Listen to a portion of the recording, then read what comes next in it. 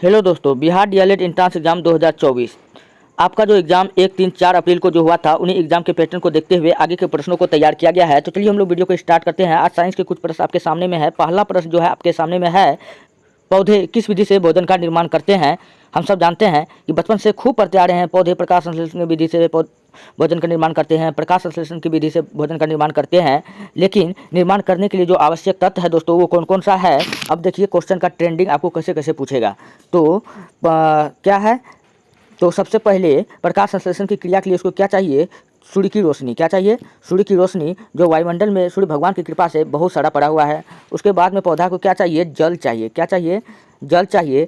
तीसरा नंबर में इसको क्या चाहिए, CO2 गैस चाहिए, यानी कार्बन डाइऑक्साइड गैस चाहिए। चौथा नंबर में पेड़ पौधा में पाया जाता है क्लोरोफिल। इसकी सहायता से ये क्या कर लेता है, भोजन को निर्माण कर लेता है। अब यहाँ से देखिए क्वेश्चन का लेवल आपसे कैसे पूछेगा कि प्रकाश संश्लेषण की प्रक्रिया में कौन सा गैस का होना अनिवार्य है। कौन सा गैस का होना अनिवार्य है। दोस्तों मैंने आपको बताया था, वायुमंडल में भगवान की कृपा से और हम लोगों के भी कृपा से बहुत ज़्यादा CO2 गैस क्या है, धरती पर मिल रहा है। जिसका फायदा कौन उठा रहा है, पेड़ पौधा उठा रहा है, क्योंकि वो कार्बन डाइऑक्साइड ले रहा है, आपको शुद्ध ऑक्सीजन दे रहा है। तो क्या हो जाएगा, तो CO2 ऑप्शन क्या हो जाएगा, आंसर क्या हो जाएगा, CO2। ठीक उसी प्रकार से अगर आपसे पूछे, अगला क्वेश्चन आपसे पूछे कि प्रकाश संश्लेषण की क्रिया में कौन सा गैस मुक्त होता है, कौन सा गैस मुक्त होता है, तब आपको बताना है कि ऑक्सीजन गैस मुक्त होता है, क्योंकि ये CO2 लेता है और हमको बदले में क्या देता है, CO2 दे देता है। उम्मीद करते हैं कि आपको समझ में आ गया होगा। चलिए बढ़ते हैं नेक्स्ट प्रश्न की ओर। अगला प्रश्न आपके सामने में है, मछली निम्नलिखित की सहायता से सांस लेती है। तो दोस्तों मछली जो है, पूछा है कि वो किसकी सहायता से सांस लेती है। तो मछली जो है गलफड़े की सहायता से सांस लेती है। किससे, गलफड़े यानी गिल्स की सहायता से सांस लेती है। तो इसका राइट आंसर क्या हो जाएगा, ऑप्शन सी हो जाएगा। और मनुष्य तो फेफड़े से न सांस लेता है, तो मनुष्य का ये हो जाएगा। अच्छा, त्वचा से सांस लेने वाला प्राणी का नाम आप बताइए।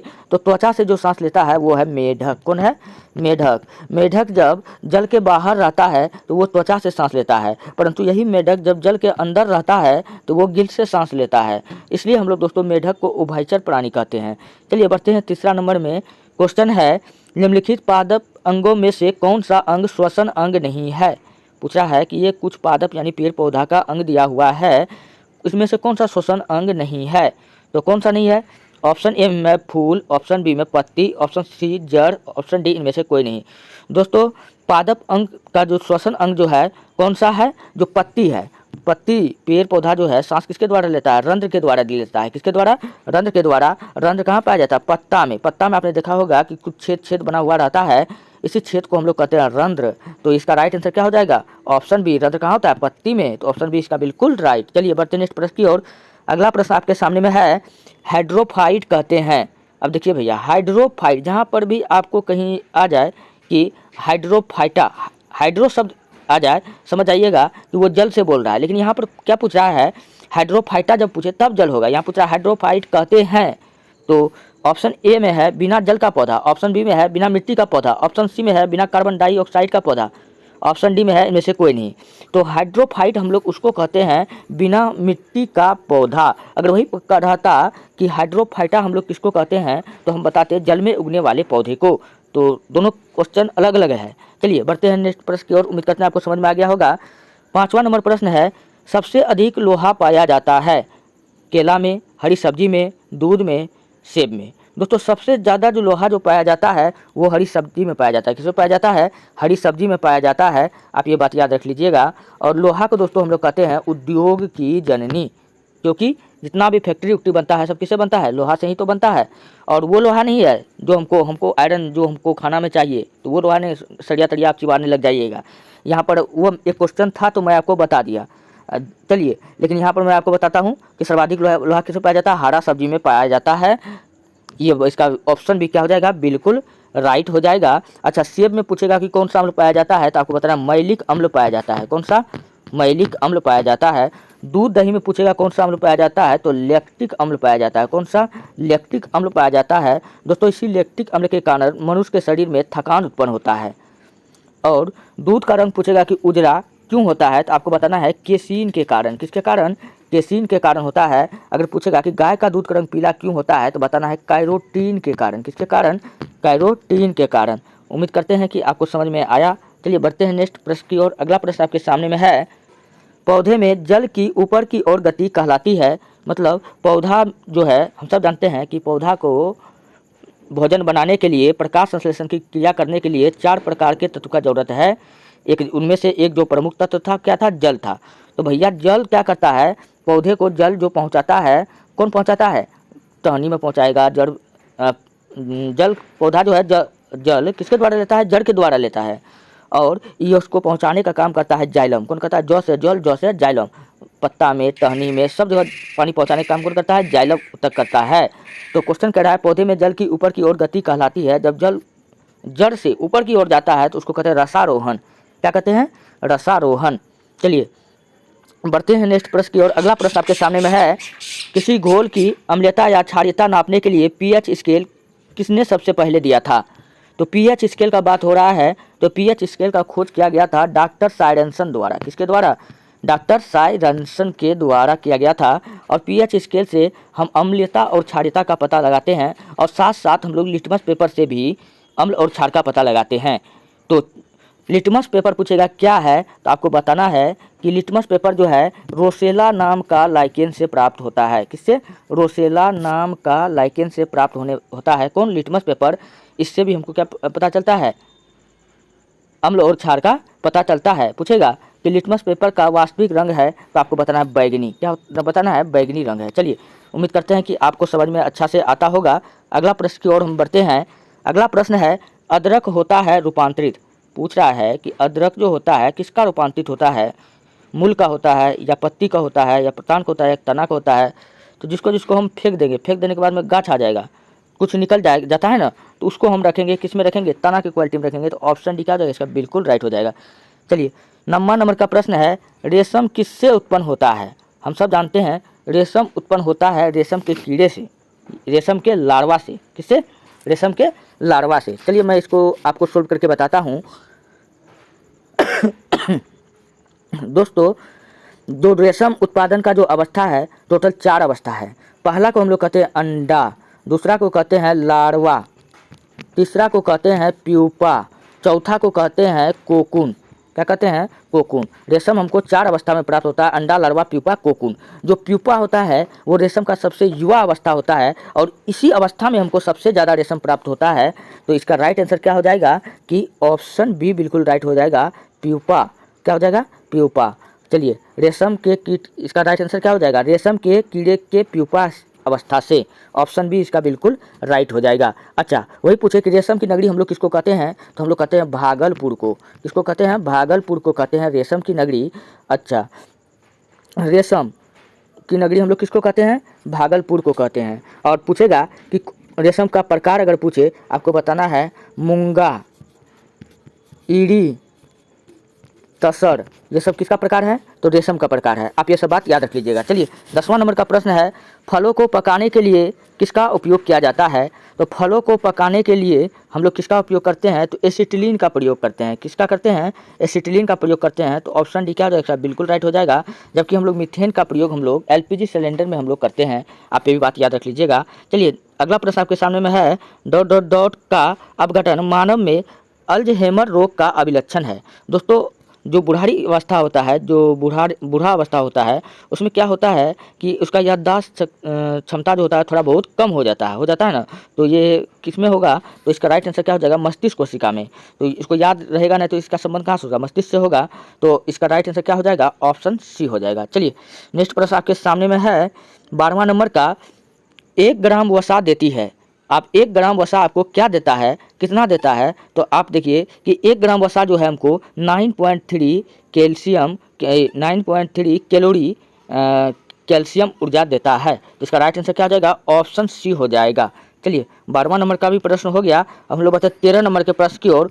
कौन सा विटामिन रक्त को जमाने में मदद करती है। हम सब जानते हैं कि विटामिन के जो है वो रक्त का थक्का जमाने में मदद करता है, इसलिए हम लोग इसको रक्त का थक्का जमाने वाला विटामिन कहते हैं। तो आप ये बात याद रख लीजिएगा। अच्छा विटामिन सी को हम लोग अस्कॉर्बिक एसिड के नाम से जानते हैं। इसका कमी से क्या होता है, दांत और मसूड़ों से खून निकलना स्टार्ट हो जाता है। और विटामिन बी को हम लोग बेरी बेरी के नाम से जानते हैं, आप ये बात याद रख लीजिएगा। जबकि विटामिन ए का रासायनिक नाम रेटिनॉल है। क्या है? रेटिनॉल है। चलिए बढ़ते हैं नेक्स्ट प्रश्न की ओर। अगला प्रश्न आपके सामने में है, सूर्य की रोशनी से हम प्राप्त करते हैं, सूर्य का रोशनी से हम क्या प्राप्त करते हैं? दोस्तों हम सब जानते हैं कि सूर्य की रोशनी से हम लोग विटामिन डी को प्राप्त करते हैं। क्या प्राप्त करते हैं? विटामिन डी को प्राप्त करते हैं। और ये विटामिन डी क्या है? एक प्रकार का हार्मोन है। अगर आपसे क्वेश्चन पूछेगा कि ऐसा कौन सा विटामिन है जो हार्मोन है, तो आपको बताना है विटामिन डी। चलिए बढ़ते हैं नेक्स्ट प्रश्न की ओर। 15 नंबर का, मनुष्य के शरीर में सबसे छोटी ग्रंथि है। मनुष्य के शरीर में सबसे छोटी ग्रंथि कौन सी है? तो मनुष्य के शरीर की सबसे छोटी ग्रंथि आपका हो जाएगा पिट्यूटरी ग्रंथि। कौन सा हो जाएगा? पिट्यूटरी ग्रंथि हो जाएगा। ऑप्शन सी हो जाएगा, जिसको हम लोग मास्टर ग्रंथि के नाम से जानते हैं। किस नाम से जानते हैं? मास्टर ग्रंथि के नाम से जानते हैं। हम सब जानते हैं कि मनुष्य का जो ब्रेन है वो 3 हिस्सा में बटा हुआ है, अग्र मस्तिष्क, मध्य मस्तिष्क और पश्चिम मस्तिष्क। जो अग्र मस्तिष्क का भाग होता है इसको 2 भाग में बांटा गया है। इसको 2 भाग में बांटा गया है। किसमें? सेरिब्रम और डाइंसेफ्लोन। और डाइंसेफ्लोन को 2 भाग में बांटा गया है। एक को कहा गया पीयूष ग्रंथि, दूसरा को कहा गया है पिनियल ग्रंथि। तो ये किसका हिस्सा था? तो ये तो था मस्तिष्क का हिस्सा था, मैं आपको बता रहा था। चलिए, शरीर में मास्टर ग्रंथि किस ग्रंथि को कहते हैं? तो शरीर का मास्टर ग्रंथि हम लोग कहते हैं पीयूष ग्रंथि को कहते हैं। इसका आकार एक मटर के दाने जैसा होता है, आप एक बात याद रख लीजिएगा।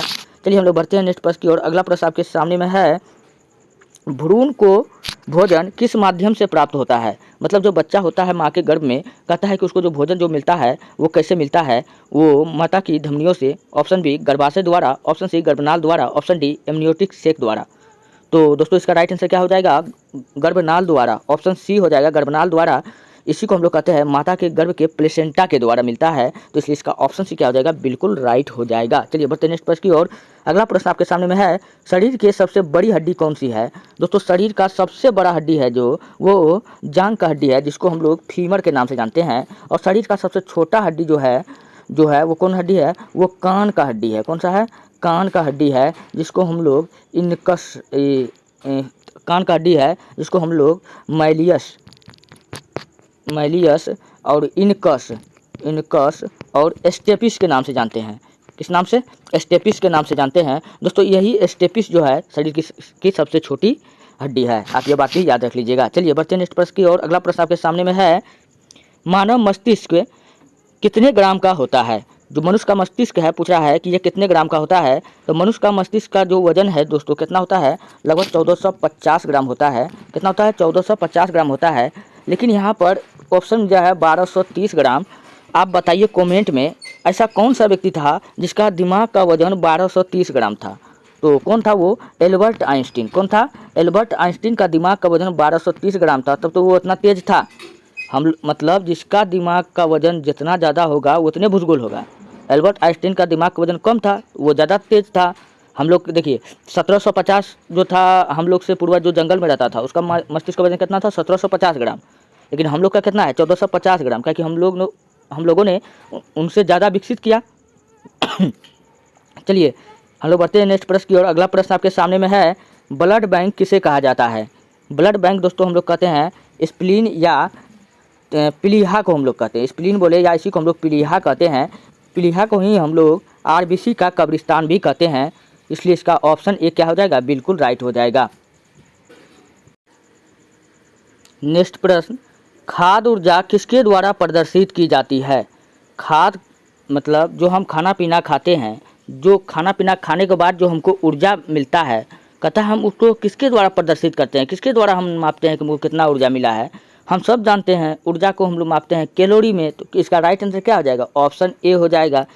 कितनों घुमा के पूछेगा, आप थोड़ा क्वेश्चन को सोचिएगा ना, ऑटोमेटिक सॉल्व हो जाएगा। चलिए 22वां नंबर का प्रश्न आपके सामने में है, इंसुलिन निम्नलिखित में मनुष्य के किस अंग से निकलता है?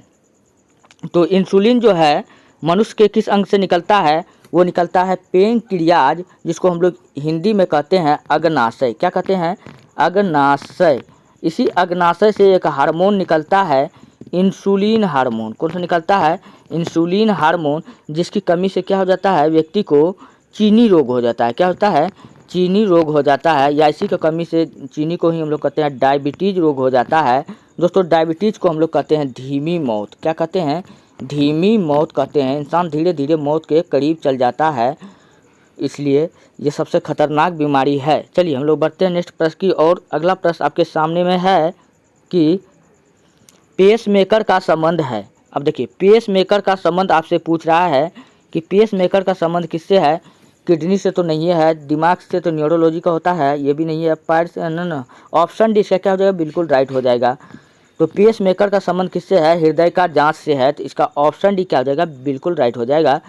दिमाग के लिए न्यूरोलॉजी। चलिए बढ़ते हैं नेक्स्ट प्रश्न की ओर। अगला प्रश्न आपके सामने में है, निम्नलिखित में कौन सा विटामिन जल में विलय होता है। अब देखिए भैया, विटामिन आपको जनरली दो क्वालिटी में आपको मिलता है, एक मिलता है जल में घुलनशील और एक मिलता है वसा में घुलनशील।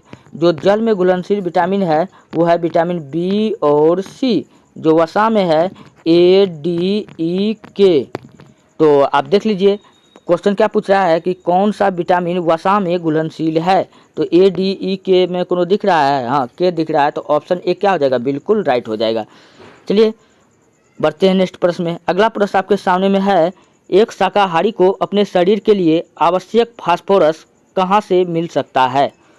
एक शाकाहारी जो व्यक्ति होता है उसको सभी चीज़, सभी विटामिन किससे मिलेगा, नॉर्मल बात है, दूध दही से मिलेगा। तो ऑप्शन डी क्या हो जाएगा, बिल्कुल राइट हो जाएगा, दूध। चलिए अच्छा, दूध का बात जब भी आता है तो आप याद रख लीजिएगा, दूध का रंग उजला क्यों होता है, केसिन के कारण होता है। अच्छा, सोयाबीन आ गया, सोयाबीन पर थोड़ा हम चर्चा कर लेते हैं। दोस्तों सोयाबीन में 42% क्या पाया जाता है, प्रोटीन पाया जाता है। पूछेगा कि सर्वाधिक प्रोटीन किस में पाया जाता है, तो सोयाबीन में पाया जाता है, आप ये बात याद रख लीजिएगा। चलिए बढ़ते हैं नेक्स्ट प्रश्न की ओर। अगला प्रश्न आपके सामने में है, मानव शरीर के किस अंग में हड्डियों की संख्या सर्वाधिक होती है। तो मनुष्य के शरीर में सबसे हड्डी की संख्या कितना होता है, तो वो होता है उंगली में सबसे अधिक होता है। तो ऑप्शन ए क्या हो जाएगा, सब बिल्कुल राइट हो जाएगा।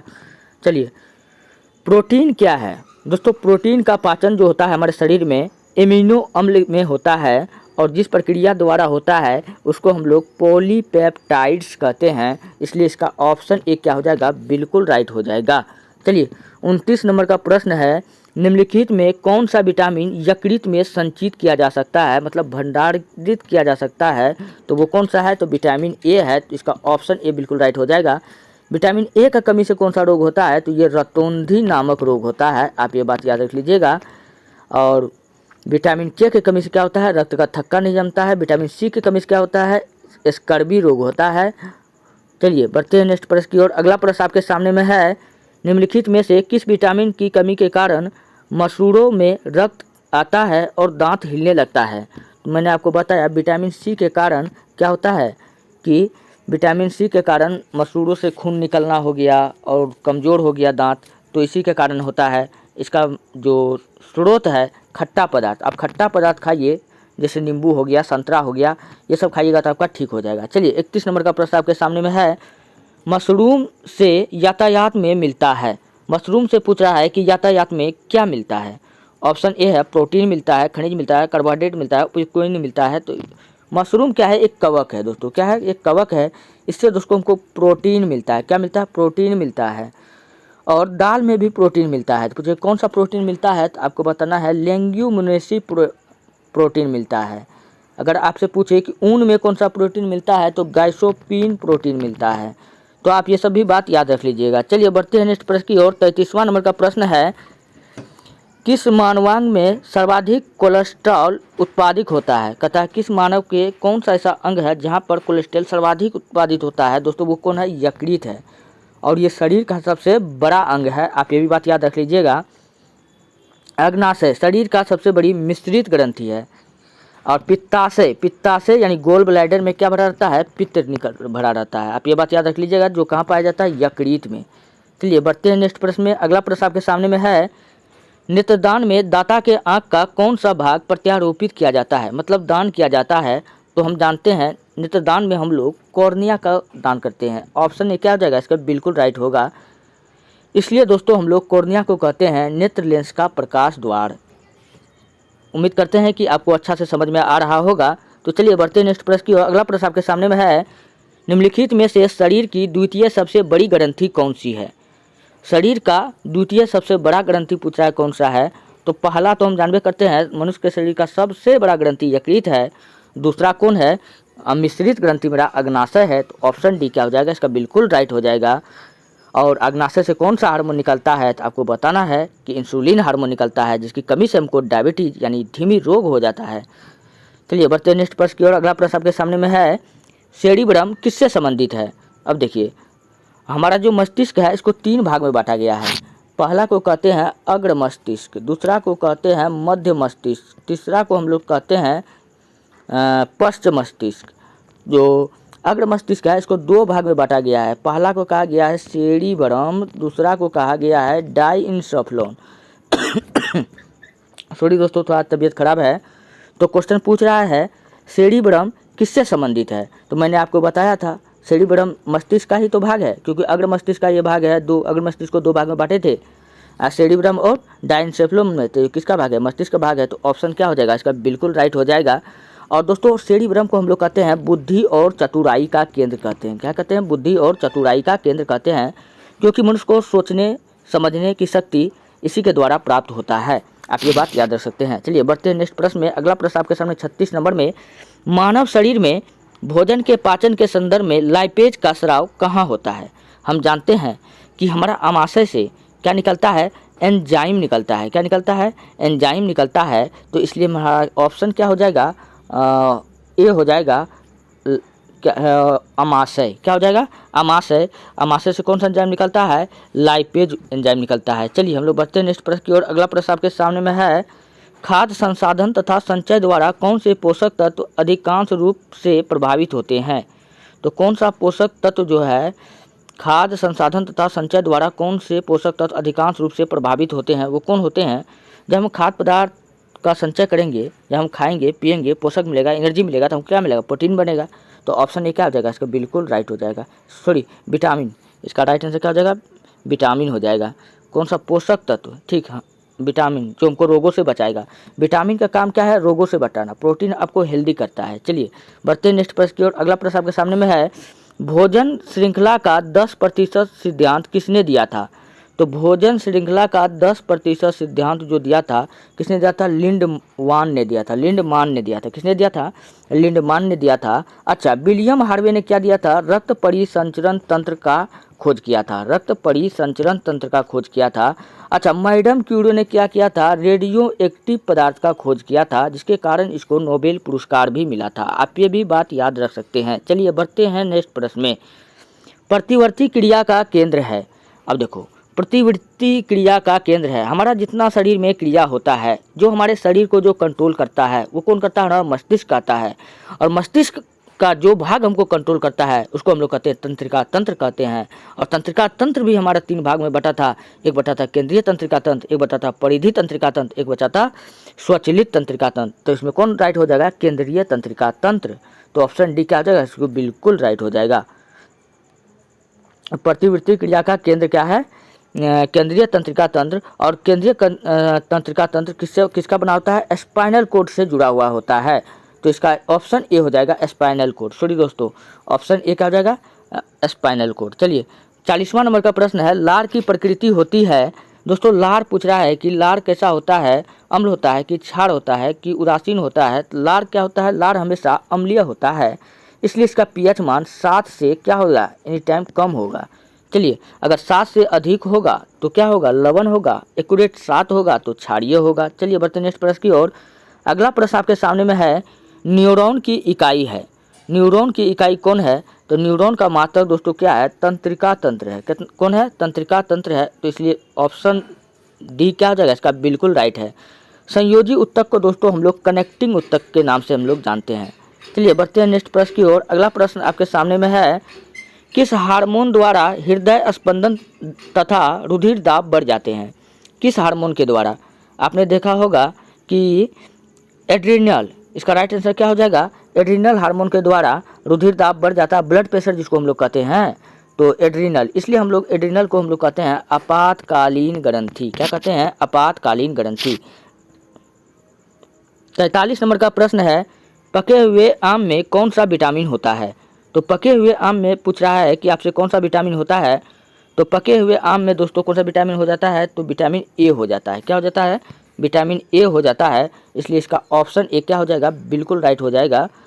और विटामिन सी नींबू संतरा ये सब में पाया जाता है। विटामिन ई को हम लोग ब्यूटी विटामिन कहते हैं, आप ये भी बात याद रख लीजिएगा। विटामिन बी को हम लोग बेरी बेरी कहते हैं। विटामिन B1 को हम लोग थायमिन के नाम से जानते हैं। चलिए हम लोग बढ़ते हैं नेक्स्ट प्रश्न की ओर। अगला प्रश्न आपके सामने में है, कॉड लीवर आयल किसका संयुक्त समृद्ध स्रोत है? कॉड लीवर आयल किसका संयुक्त समृद्ध स्रोत है? तो इसका राइट आंसर हो जाएगा विटामिन ए का हो जाएगा। तो इसका ऑप्शन डी क्या हो जाएगा? बिल्कुल राइट हो जाएगा। चलिए बढ़ते हैं नेक्स्ट प्रश्न में, कहाँ पाचन एवं श्वसन मार्ग एक दूसरे को अतिक्रम करता है? पाचन और श्वसन मार्ग कहाँ एक दूसरे को अतिक्रम करता है, कहाँ मिलता है? तो वो स्वर यंत्र में। ऑप्शन ए क्या हो जाएगा? बिल्कुल राइट हो जाएगा। 46 नंबर का प्रश्न है, वह पदार्थ जिसकी कमी से डिहाइड्रेशन होता है। डिहाइड्रेशन होता है, मैंने आपको बताया था कि जहाँ पर आपको हाइड्रो शब्द दिखे इसका अर्थ होता है जल होता है। तो डिहाइड्रेशन हो गया तो क्या हो गया? जल का कमी हो गया। तो इसका राइट आंसर क्या हो जाएगा? पानी की कमी से। चलिए 46 नंबर का प्रश्न हो गया। 47 नंबर का, पुरुष के बांधकरण शल्य क्रिया को हम लोग क्या कहते हैं? तो हम लोग उसको क्या कहते हैं? 47 का थोड़ा इसमें मिस हो रहा था। क्या कहते हैं? वैसेक्टोमी। क्या कहते हैं? वैसेक्टोमी कहते हैं। चलिए 48 नंबर का प्रश्न है, अधिकतर पोषक तत्व रक्त में अवशोषित किए जाते हैं। अधिकतर पोषक तत्व पूछ रहा है कि रक्त में कहाँ अवशोषित किए जाते हैं। हम सब जानते हैं कि हमारा भोजन का जो पाचन होता है सर्वाधिक छोटी आंत में होता है, संपूर्ण पाचन तो वहीं पर न होगा। तो इसलिए इसका ऑप्शन सी क्या हो जाएगा? बिल्कुल राइट हो जाएगा। जबकि भोजन का पाचन पूछे कहाँ से शुरू हो जाता है? मुंह से ही शुरू हो जाता है। चलिए बढ़ते नेक्स्ट प्रश्न की ओर। अगला प्रश्न है, नाड़ी गति द्वारा डॉक्टर ज्ञात करता है, वो क्या करता है? रक्तचाप करता है, सांस की गति को प्राप्त सांस गति द्वारा डॉक्टर ज्ञात करता है, या हृदय की धड़कन द्वारा, या इनमें से कोई नहीं? इसका राइट आंसर हो जाएगा 49 का सी हो जाएगा, हृदय के धड़कन के द्वारा। 50वां नंबर का, निम्नलिखित में से कौन सी रक्त वाहिकाएँ हमारे शरीर के विभिन्न अंगों से हृदय तक रक्त का वहन करती है? तो कौन करती है? तो आपको बताना है ये शिराएँ करती है। तो इसलिए इसका ऑप्शन ए क्या हो जाएगा? बिल्कुल राइट हो जाएगा। दोस्तों ये रहा टोटल आज का 50 प्रश्न। अगर आपको वीडियो अच्छा लगता है, हेल्पफुल लगता है, तब आप हमारे चैनल को सब्सक्राइब कीजिए और वीडियो को लाइक कीजिए, जितना हो सके अपने दोस्तों में भेजिए। मिलते हैं नेक्स्ट वीडियो में। धन्यवाद। अगर आपको PDF चाहिए तो आप जाइए हमारे टेलीग्राम चैनल पर, वहाँ पर सर्च कीजिए इतिहास की दुनिया 99, वहाँ से आप PDF प्राप्त कर सकते हैं। मिलते हैं नेक्स्ट वीडियो में। धन्यवाद।